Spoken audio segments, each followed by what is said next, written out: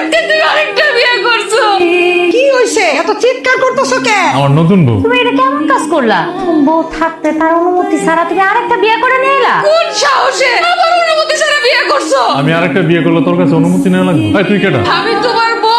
আরে তোরে তো আমি কোনোদিন বউ বইলা মানি না, আর কোনোদিন বাচ্চা থাকলে তোর বউ বইলা মানবো না। তোর মতো এমন একটা কাইল্লা বাঞ্জা মাইয়া আমার বউ না। কোনোদিন তোর মতো মায়ের লগে সংসার করা যায় না। আর তোরে বিয়ে করে আমি কোনোদিন শান্তি পাইছি না, সুখ পাইছি না? পারতো একটা বাচ্চার মুখ দেখাইতে আমার। কালাকে আমি নিজে ইচ্ছাতে হইছি, আল্লাহ তো আমার কালা বানাইছে। তোর কোনো কথা আমি শুনতে চাই না। তোরে বিয়ে করে আমার জীবনে সবচেয়ে বড় ভুল হয়েছে। তারপরেও আমার একটা সন্তানের মুখ দেখাইতে পারস নাই। ভালোই করছো কাইল্লা, তার উপরে বানজা।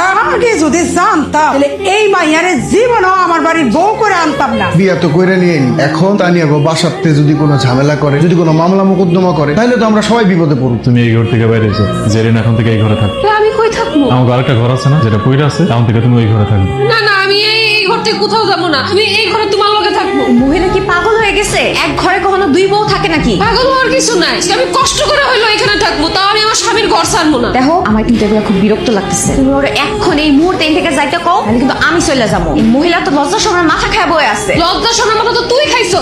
বিয়েটা বারে বিয়ে করে তার ঘরে উঠে গেছো। শুনছো তুমি? তোমার সামনেও আমার সাথে কেমনে কথা কইতেছে?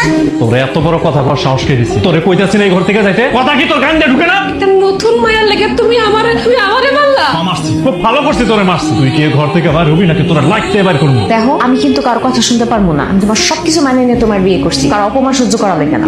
কি ব্যাপার? তুমি কি বলো নাকি ঘর দরজা লাগাও নাই? এই, তুই এই ঘরে ঢুকছিস কেন? ওই করে আমার একলা অনেক ডর লাগতেছে। আমি ওই করে একলা ঘুমাইতে পারবো না। দেখছো, তোমারে কইছিলাম না এটা একটা খারাপ মহিলা, কেমনে আমগর ডিস্টার্ব করা যায় সেই ধান্দায় আছে। এখন আবার নতুন বাহানা লয়ে আইছে। বিশ্বাস করো, আমি কোনো বাহানা করতেছি না। তোমার কাছে একটা অনুরোধ, দরকার হলে আমি নিচে জায়গা করে ঘুমাইতেছি, তোমরা উপরে ঘুমাও। তাও আমার একটু রুমটা তো থাকতে দাও। মহিলা কি করে? পাগল হয়ে গেছে নাকি? আজকে আমগর বাসর রাত, তিনজন এক হয়ে ঘুমাবো না? ইসলামি পাইছো ফালতু মহিলা। এই যাইতে কইছি না, যা। তুমি বোঝার চেষ্টা করো, আমি তো তোমার ছাড়া কখনো থাকি নাই। আমি একলা থাকতে পারবো না, আমি তোমার লগেই থাকবো। কইছি না তোর এই ঘর থেকে যাইতে? যা কইতাছি।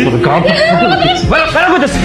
এই যে নবাবের বেটি, এমন করে হাত পা গুটায় বসে থাকলে চলবো? কি করতে আম্মা কোন? এখনই গিয়ে রান্নাঘরে যাও, রান্নাঘরে গিয়ে ভালো করে রান্না করে নিয়ে আসো। আপনার তো আমার মনের অবস্থাটা বুঝতেছে। আমি আজকে রান্না করতে পারবো না। রান্না করতে পারুম না? নবাবের বেটি কথা শোনো, এই রান্না না করলে খাবো কি? আপনি কেমনে পারলেন এটা মাইনা নিতে? আপনার পোলা বিয়ে করে বউ আনছে বাড়িতে, আপনি মাইনা নইলেন? আপনি তো প্রতিবাদটা করতে পারতেন। কে প্রতিবাদ করুম কে? আমার পোলাই তো ঠিক কামই করছে। সমস্যা তো তোর, তুই একটা বাচ্চা দিতে পারস নাই। আর মাইসে আমার পোলারে দোষ দেয়। মাইসে কয় আমার পোলার নাকি দোষ। আমরা সবাই মিলা যে খাইতে বসে গেলাম, তানিয়ারে তো ডাক দিলাম না। ও এত কষ্ট করে রান্না করলো, ওরে তো ওর মন খারাপ করবো। শোনো, আমাদের সবার খাওয়া দাওয়া শেষ হলে তারপরে সে খাইবো।